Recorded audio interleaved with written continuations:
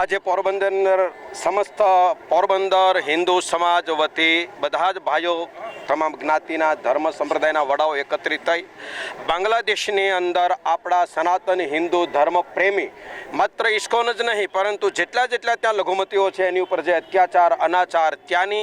શાસકીય પ્રણાલિકાની વિરુદ્ધ જઈ rules regulation વિરુદ્ધ જઈ અને આપણા ભાઈઓ ઉપર આપણા આસ્થાના ઉપાસનાના પ્રતીકો ઉપર જે પ્રહાર થઈ રહ્યો છે, આપણા સાધુ સંતોને જે રીતે હેરાન પરેશાન અત્યાચાર થઈ રહ્યો છે એની વિરુદ્ધની અંદર સમસ્ત પોરબંદરના સનાતન હિન્દુ ધર્મ પ્રેમી ભાઈઓ બહેનો તમામ આબાલ વૃદ્ધ આજે એક જ મૌન રીતે કઈ રીતે આક્રોશ રજૂ કરી શકાય એની મૌન આક્રોશ રેલી સુદામા ચોકથી નીકળી છે। અહીંયા આપણે કમલાબાગ પૂર્ણ થાય છે અને અહીંથી જે નિશ્ચિત થયેલી વ્યક્તિઓ છે તે કલેક્ટર શ્રી પોરબંદરને અમારી જે ભાવના છે, જે લાગણી છે, જે આક્રોશ છે એ આવેદનપત્ર રૂપે રજૂ કરવા માટે અમે જવાના છીએ આજે। અને સમસ્ત હિન્દુ સમાજ આજે એક છે અને આપણે સૌ જાણીએ છીએ કે ભાઈ જો આપણે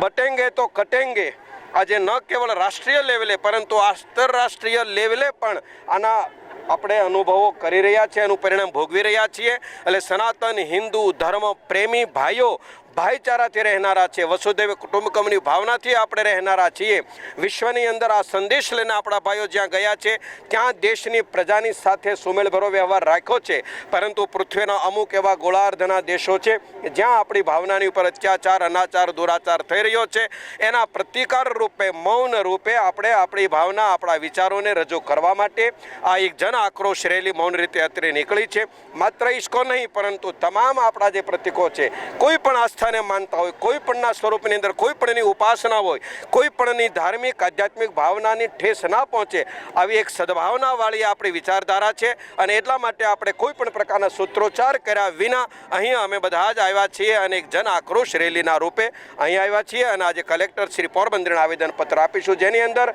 સમાજના તમામ જ્ઞાતિ ધર્મ સંપ્રદાયના વડાઓ પણ સાથે છે। મારે કહેવું જોઈએ પૂજ્ય ભાઈ શ્રી પૂજ્ય વસંતરાયજી મહારાજના પણ શુભાશીર્વાદ પ્રસંગોપાત તેઓ ઉપસ્થિત નથી રહી શક્યા પરંતુ એમની પણ શુભેચ્છા અને શુભાશીર્વાદ આ જન આક્રોશ રેલીની અંદર સાંપડ્યા છે, એની પણ ભાવના સદભાવના અમારી સાથે છે। આ મેસેજ લઈ અને અમે કલેક્ટરશ્રીને આજે આવેદનપત્ર આપીશું।